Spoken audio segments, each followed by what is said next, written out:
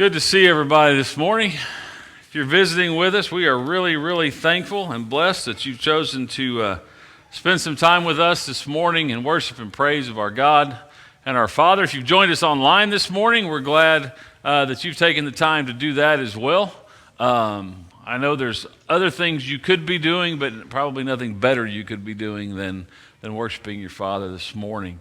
We've been in a conversation for the last couple of weeks about this idea of unrepentant joy. It's the idea that as Christians, as believers in Jesus Christ, we shouldn't or do not have to feel sorry or feel bad about feeling good.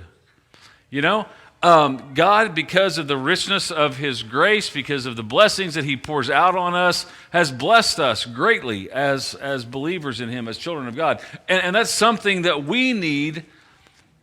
We need to have a disposition that relays to the world the joy that we possess in Jesus Christ. And as we've said throughout this entire conversation, our world today needs to see people who are joyful for the right reason. They need to see people who have honest, true, sincere joy in their life.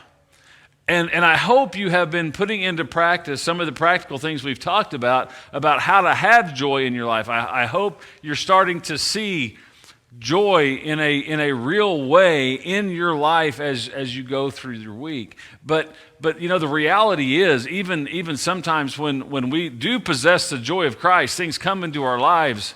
Problems come, concerns come, which is what we talked about last week. Worry comes, and we talked about how to deal with that. But still, it prompts sometimes a question, and I, in the little video I sent out, we've all been there. We've all, at some point in time in our lives, threw up our hands and said, "Why me?" Anybody? I mean, let's just be real. I mean, there's things that come into our lives, and man, you know, theologically, we can look at it and we can understand that, yeah, I understand bad things happen, but still, why me? Why now? Why this way? Why is this happening to me? Well, the reality is there's no way to completely talk about joy from a Christian perspective and not touch on a passage in James chapter 1.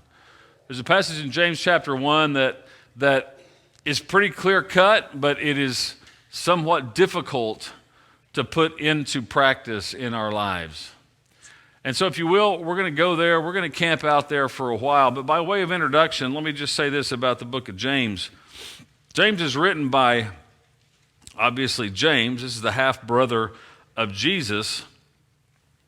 James, from what we can tell, there were 4 other brothers, 3 other sisters. I don't know how many, maybe 3. We don't know for a fact how many sisters Jesus had, but a big family, nonetheless, in Jesus' family. Now, I don't know about you. I didn't grow up in a big family. I just had one sister, but having a big family myself now, you know, comparison sometimes is inevitable. And parents, let me just ask you this. Have you ever looked at any one of your children and said, "Why can't you act more like," you know the one you would use. I don't know which one it is, okay? Why can't you clean your room like you're, okay? Now, take that for a minute. Imagine having Jesus as your sibling. Can't you be more like Jesus? So it's really no wonder that none of his brothers and sisters actually believed his claims about his messiahship until after the resurrection, including James. But now after the resurrection, James became a leader and a pillar in the church, especially there in Jerusalem. He is known historically as a man of deep and abiding faith, a man of prayer, especially. But the reality is, James comes to write this letter to us, and he's writing to a bunch of Christians who are undergoing immense persecution. There's all kinds of problems in their lives. As a matter of fact, as these Christians, and probably predominantly Jewish Christians, the Gentiles hated them because they were Jewish, and the Jews hated them because they were Christians. Okay, so they're getting this on all sides. And James writes them this letter. And let me just say, James is not a deep theological book. It's not a treatise on on the proofs of Christianity. It's not even a book about how to be saved. Matter of fact, James is written to a group of people that James assumes are in a relationship with Jesus Christ. He assumes a level of faith when he writes this letter. And so in essence, he's writing to a bunch of Christians who are undergoing some really bad things in their lives. But the interesting thing about it is James doesn't come at this and go, okay, you poor folks, I know you've been mistreated. I know you've been made to feel bad. Let me create for you this little place over here where you don't have to feel bad anymore. Okay? No, instead he challenges them. He challenges them to basically suck it up and live out the faith that they proclaim to have. Matter of fact, if you want an overriding thesis for the book of James, it might be something like this. If you claim to believe in Jesus, why aren't you living like it? And that may be the message we need to take from it. If we claim to follow Jesus, are we truly living like it? And so James goes into this with this idea. Now, he understands, don't get me wrong, he understands the trials they're going through. He understands the difficulties they're going through. And he's not mitigating those, okay? But he's going to give us some very, I think, practical ways of how to deal with those in a godly way, in a way that brings honor to God, while at the same time giving ourselves a sense of peace and joy, understanding that just like worry that we talked about last week, the trials and the difficulties of life, they can steal our joy as well. One of the very first things James gets to in verse 2, in the very first chapter, he says, I understand, you need to understand that, and this is kind of a premise I want to jump into. Christians are kind of like tea bags, somebody said. Okay? You don't know what's in them until you put them in hot water. Okay? That's kind of going to be James's premise for this whole text. You don't know what you're made of. You don't know how strong your faith is. You don't know how deep your faith is. You don't know how grounded your faith is until a little pressure, until a little heat gets applied. And it's at that time when that pressure and that heat gets applied that the trueness and the realness of your faith will either rise or it will crumble. Okay? So let's see if we can't find some little practical ways for us. The first thing James is going to tell us is you need to realize how I can change the way I respond to the hard times is much more of an important question than why do they come. You see, many times what we find out in life is we sit back and we say, why is this happening to me? While that may be a relevant and real question, the bigger question we need to ask is this. Not necessarily why is it here, but how can I change how I respond to it? Okay? Because just like last week with worry, when we have hard times, the way we respond to difficulties is completely and totally our choice. We choose how to respond. So how do we, as followers of Jesus, make sure that we then follow them in the right way? How can I change the way I respond? We're going to work through this kind of like we did last week and see if we can't come up with some ways in which to practically do this. The first thing James is going to tell us is this. Difficulties come into everybody's life. Okay? In verse 2, he says this, count it all joy, my brothers, when you meet trials of various kinds. Notice what he doesn't say here. Notice he doesn't say, count it all joy, my brothers, if you meet trials of many kinds. It's not what he says, is it? When? It's not optional. You are going to, if you live on this earth for any amount of time, you are going to experience difficulties. You are going to experience trials. James is telling us that our trials are not optional. They are inevitable. Peter, turn over just a few pages to 1 Peter chapter 4. Peter kind of says the same thing in verse 12. He says, beloved, do not be surprised at the fiery trials when it comes upon you to test you, as though something strange were happening to you. Matter of fact, Peter says, listen, don't be surprised when they happen. Matter of fact, why are you even acting like it's something, it's not strange? It happens to everybody. One of the things I think that can give us encouragement is to understand, anybody ever felt like this? I'm the only one going through this. No one can understand how bad it is in my life. No one's ever been where I am. You know, it's kind of like when you go in to have surgery. You've heard that term, right? If I have surgery, it's major surgery. If you have surgery, it's minor, right? We have the exact same thing, but if it's happening to me, it's major, but if it's happening to you, it's minor. But you know, sometimes we think that way about trials. We think, oh man, I'm the only one that's going through this. You know what James tells us? No, you're not. Peter tells us, no, you're not. Matter of fact, everybody's going through it. Everybody is. And we can take solace in understanding that, you know what? I'm not the only one here. I'm not the only one who's going through this. You know, one author said this, to choose suffering makes no sense at all. And understand, that's not what James is talking about here. He's not talking about, oh, you need to be joyful, so go find a way to suffer. That's not what he's talking about at all. We're not talking about walking around with whips and beating ourselves on the back because we need to inflict suffering on ourselves. That's not what he's talking about. To choose suffering makes absolutely no sense. Agree? If you do, there's a word you can use. It's called amen. If you ever want to say that, you just throw it out there. I'll catch it and throw it back. Got it? Okay. I'm just saying, right? Okay. It makes no sense to choose suffering. Amen. Thank you. There you go. That was easy. Okay. But what does make sense is to choose God's will in the midst of suffering. That's what makes sense. It doesn't make sense to choose suffering. It does make sense to choose God's will when we're going through suffering.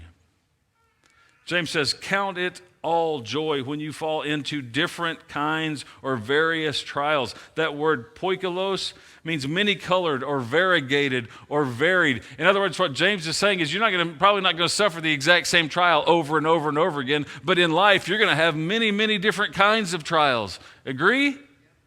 Yeah. I mean, it's not just one thing this week, and then you get that one thing covered, then what happens next week? Something totally new shows up. And it's like, man. And we go back to the question, why me? You see, he's not trying to emphasize the number, but the diversity of trouble. Those troubles may be persecution, it may be bigotry, it may be the loss of a job, it may be a broken relationship, it may be difficulties at work, the untimely death of a loved one, a lingering illness, depression that won't go away, a wayward child, a global pandemic, a hurricane, an unfaithful spouse, an abusive parent, anything that comes into your life that can challenge the faith that you have in God. Okay? But also understand this. These do not emanate from God. Matter of fact, a little later on in James, he will tell us that every good and perfect thing comes from God. Okay? Basically, James says, in effect, your Christianity will be revealed by how you respond to trials. If your faith is no good in times of trouble, then your faith is no good. James says, in effect, if it's only good for when you don't need it, then you don't need it. If your faith in God is only good for when you're doing well, then what good is it? True faith is to sustain us when everything is going wrong. And the genuineness, the trueness of our faith is tested by how it stands up in the midst of trials. When we realize that we're not the only ones enduring it, that we're not the only ones who are suffering, it helps us have the right attitude. But speaking of attitude, the second thing James is going to tell us is that our attitude will determine our outcome. When you ask, or when you experience trials in times of your life and you ask why, or you say, why am I experiencing these troubles? Or why, what purpose could this possibly serve? Anybody been there? I have. And what in the world is this happening to me?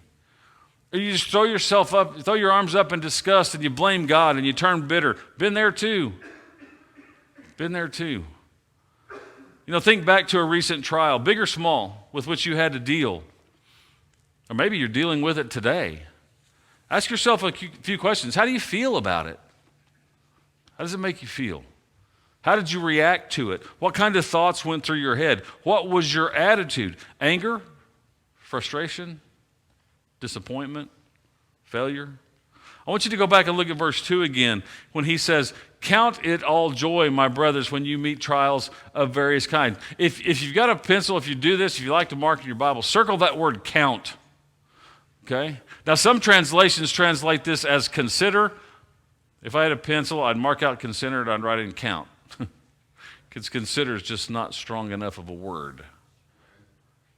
Count is an accounting term, even in the Greek. It's an accounting term that says, look, I'm going to take a look at this logically. I'm going to evaluate it, and I'm going to add it up. Here, James is dealing with the attitude that we need to have so that we can benefit from our trials. To count it all joy, it means in the midst of our trials, we're going to respond with a deliberate and intelligent appraisal of our situation. We're going to look at what's happening with the mind that God gave us and say, okay, why is this going on? Maybe, and here's the thing, when you do an intelligent appraisal of your situation, what you might find is that your own actions have led you to suffer this trial. Your own failure to rise up under the commands of God may have caused you to be in the trial that you're in. And that may lead you then to cycle yourself back under the will of God to remove that trial from your life. But I also understand sometimes trials that come upon us have absolutely nothing to do with what we do. I mean, this last year with this whole pandemic, I'd venture a guess none of you are responsible for bringing it here. At least I hope not. Okay? But still, the reality is we have still suffered as a result of it being here, to no fault of our own. So we take an honest, intelligent appraisal of it, and we respond accordingly. Now, let me just say this. James does not say that trials are a joy to go through. Okay? The believer should just act willy-nilly about them. But he does say that we should count them as joy. He doesn't say that we should be joyous about our trials, but to be joyous in them, which is completely different. We're not called to passively endure these times of testing, but we're called to learn from the experiences that we're going through. You see, rejoicing in suffering doesn't mean Christians should act happy about a tragedy. Okay? Don't misunderstand what I'm saying. He's not saying you should put a smile on your face when you feel like crying. That would be phony. And trust me, we all know there's plenty of phony in this world today. There's plenty of fake out there. And the last place we need fake is in the church, is in Christianity. God calls us to be real. And sometimes what goes through our life doesn't make us smile. Sometimes it drives us to our knees in tears. And that's okay. But remember, joy is not happiness. Joy is fulfillment and satisfaction in God. And you can find that joy even when you're on your knees in tears. You can have the joy of the Lord. You see, God always focuses on the end result, not the present circumstance. God's word always looks to what is coming. But also understand, before God can do anything to rectify our situation, he first needs our commitment and trust of him, just like he did with worry. He needs our commitment to the process of giving him our problems. And that actually can be a time of rejoicing when we understand that God has taken up what we so desperately need. So what is your attitude like? Are you honestly looking at the situation and appraising it? And James goes on, and he wants us to understand that even in the midst of those things that come into our lives that God hasn't brought, even in those trials, even in those concerns, that God has a purpose for them. Keep reading. Look at verse 3 and 4. James says this, "For you know that the testing of your faith produces steadfastness, and let steadfastness have its full effect, that you may be perfect and complete, lacking in nothing." Here basically is the answer to the why me. Knowing that trials have a purpose can make a big difference in how you face those hard times in your life. God has not abandoned us no matter how you may feel. He has a purpose for what's going on. Peter also reflects on this purpose for suffering. Turn over to 1 Peter chapter 1. Listen to what he says, starting in verse 6.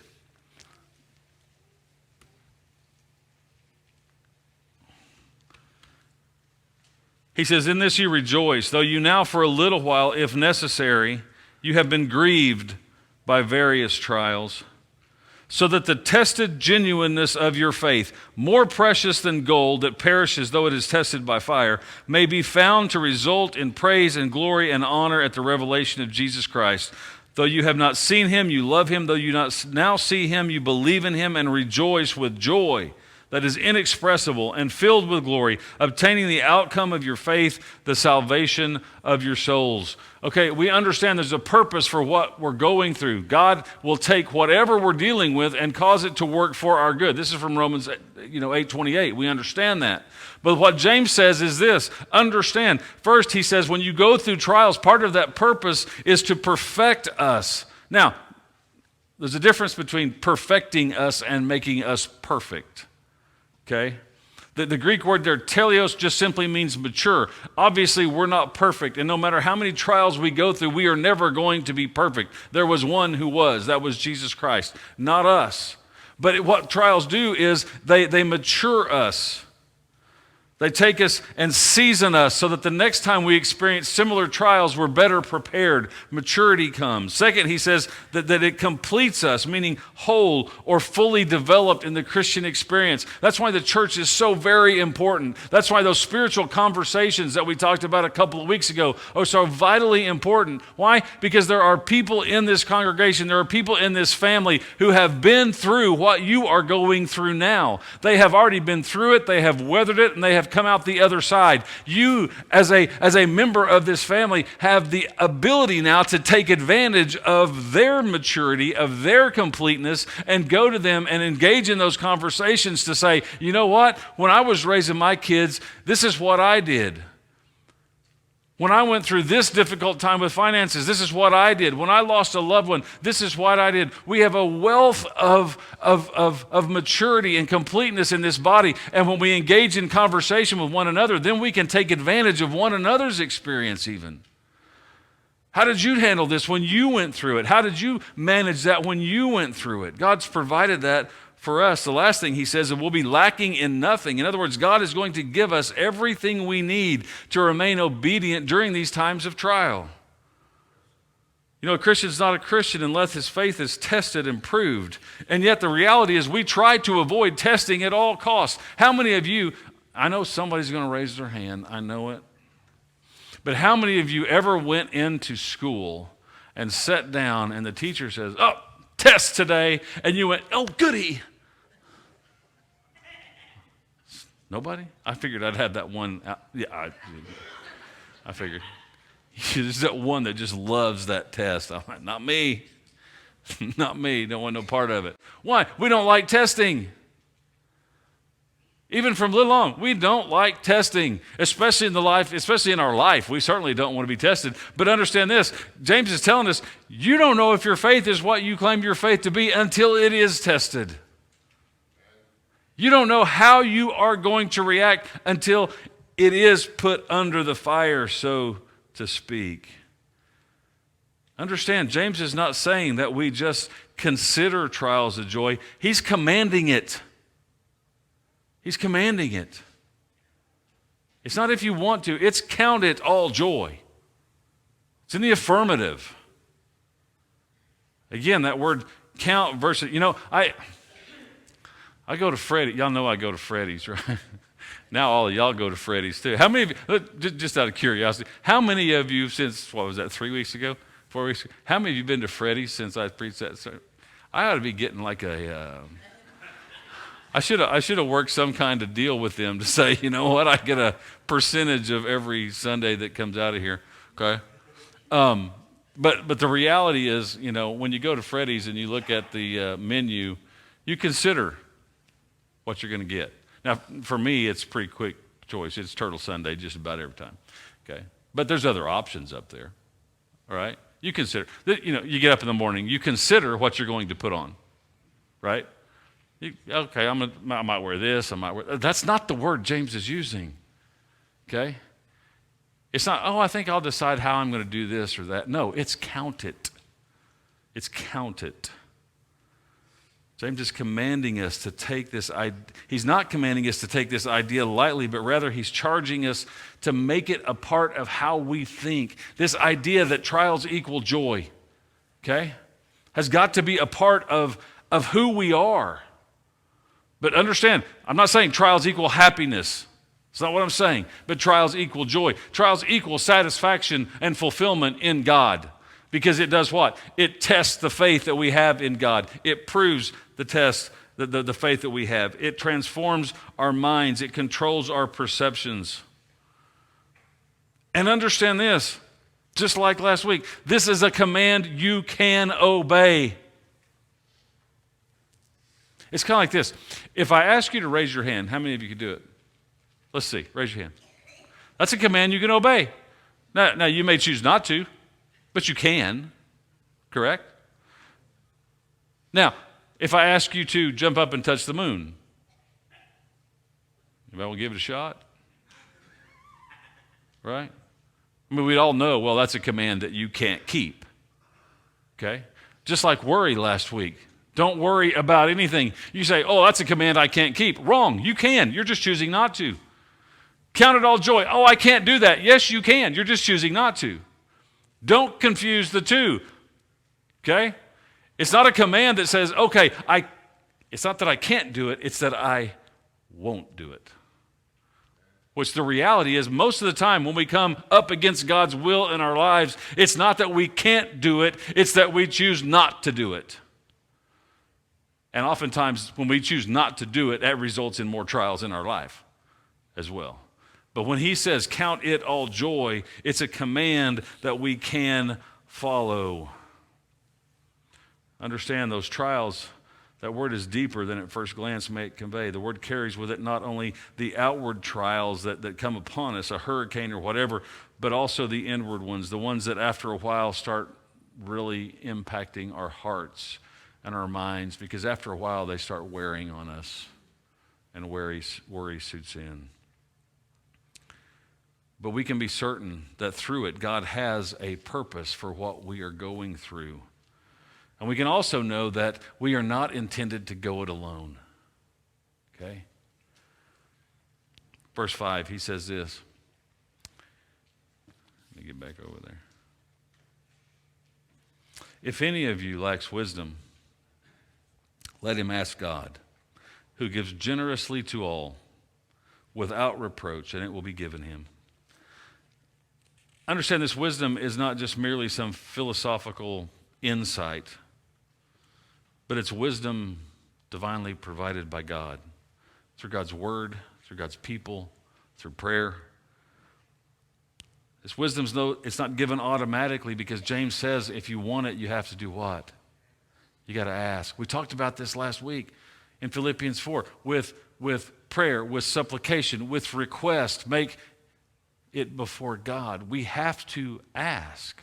It doesn't just, we have to ask specifically, what's going on here, God, and what do I need to do? But let me just quantify something right now, okay? Just because you ask God for the wisdom to endure or the wisdom to go through your trials, in no way guarantees that God's answer will be what you want. Okay? If your prayer, your petition to God is, God, I want this to stop. And God knows, no, you need to go through this a little longer. Could God stop it? At any time. But I have to believe, and we have to believe, and we have to trust that if he does not, it's for my own benefit. He has a purpose in it. I'm not in it alone. I ask for wisdom. God may give me the wisdom I need to go through it. how to take that and put it into practice. And honestly, when we find ourselves in trials, if we would just go back to the Word, 9 times out of 10, the solution is there. It's there. And what we find is the reason why we're going through some of these things is because we've negated the Word of God, or we've negated the will of God in our lives, and we're suffering the consequences of that. And He will give you that wisdom to understand His will versus your will.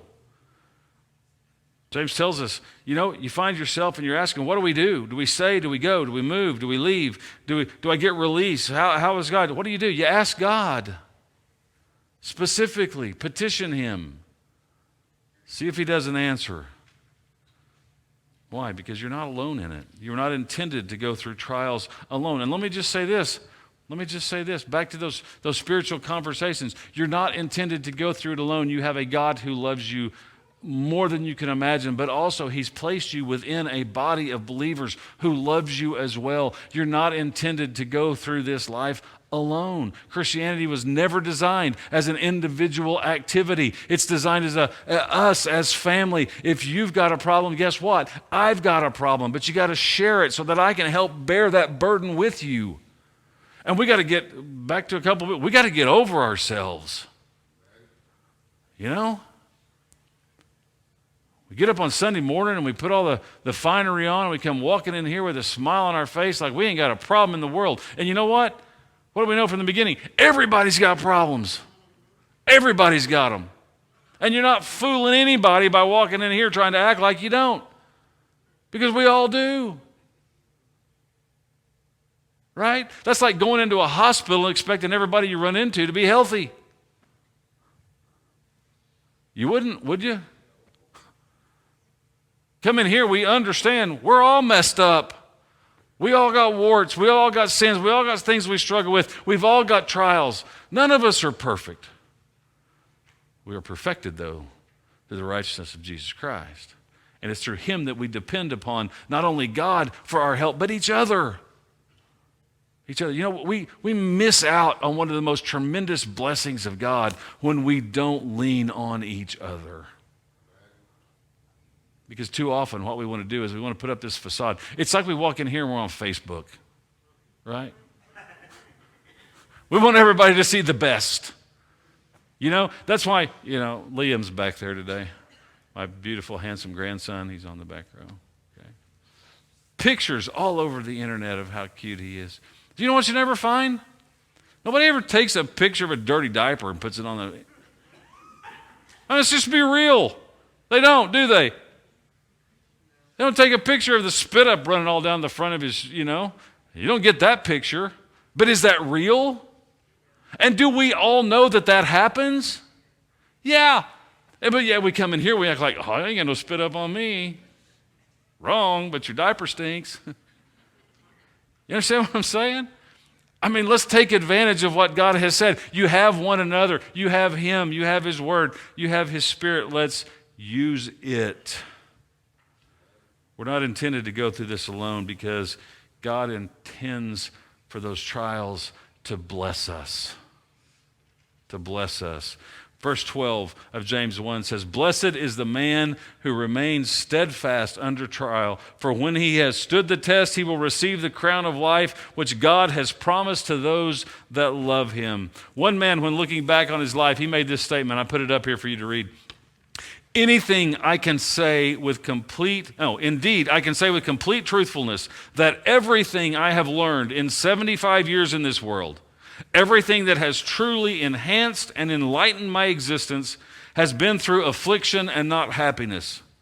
In other words, if it were to be possible to eliminate affliction from our earthly existence, the result would not be to make life delectable, but to make it too dull and banal and trivial to be endurable.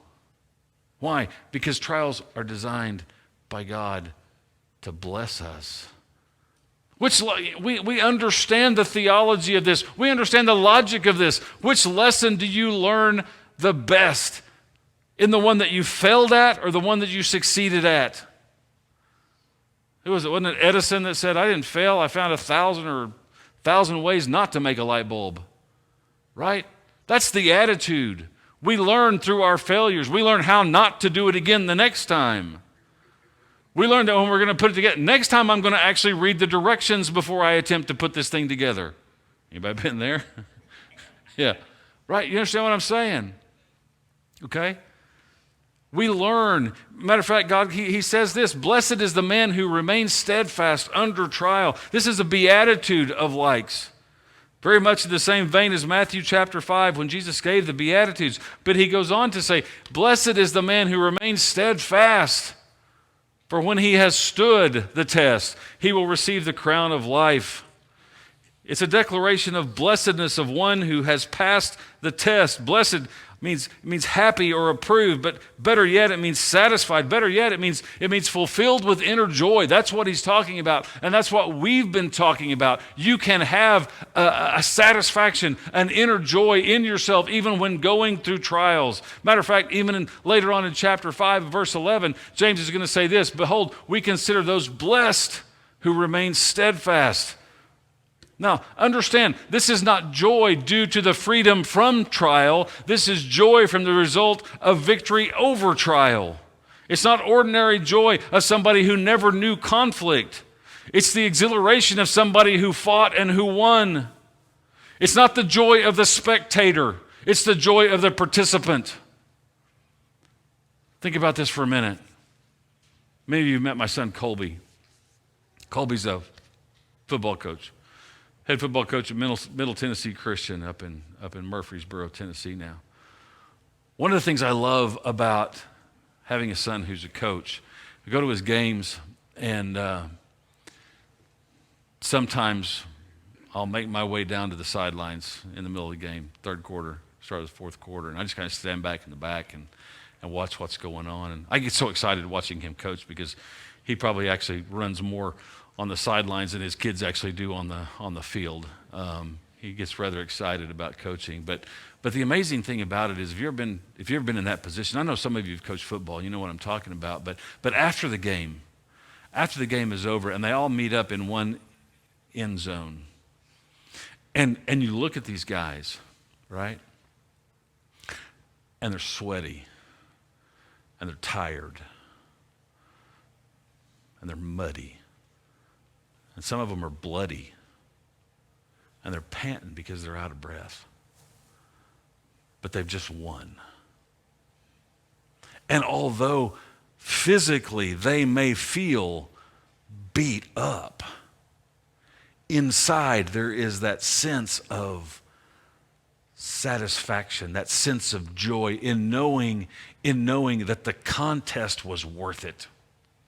That the practice was worth it, that the tears were worth it, that the sickness was worth it, that the pain was worth it, that they just competed against an adversary who was trying to pull them down, who was trying to stop them at every turn. Everything they did, they had somebody trying to push them back, and yet they overcame. This is the joy that James is talking about when you overcome through God the trials that are in your life.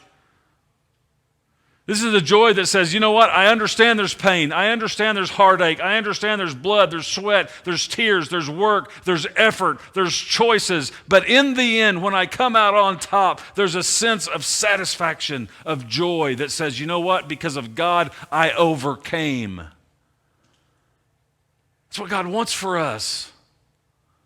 That's the kind of joy He wants us to exude in our lives. That's the kind of joy the world needs to see in people who profess themselves to be followers of Jesus Christ.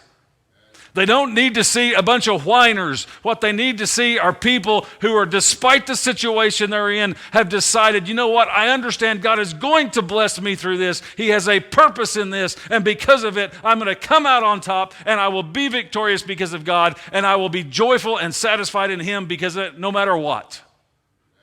That is what our world needs. That's what we need. That's what we need. That's what we need to understand the joy that God has in store for us, the unrepentant joy that's available through a relationship in Jesus Christ, that no matter what comes along, we can overcome. I'll close with a quote from Charles Spurgeon, preacher, theologian back in the 1800s, he said this: I've always looked back to times of trial with a kind of longing, not to have them return, but to feel the strength of God as I felt it then, to feel the power of faith as I felt it then, to hang on to God's powerful arm as I hung on to it then, and see God at work as I saw him then. That's the attitude that we have to have in order to count it all joy. Not that it is joyful, but that what we are going through will lead us to joy. That kind of joy begins with a personal relationship with Jesus Christ. And today, I know some of you are going through trials and temptations. And understand, if you haven't given your life to Christ, then you're going to go through them alone. And I can't imagine that. I can't imagine trying.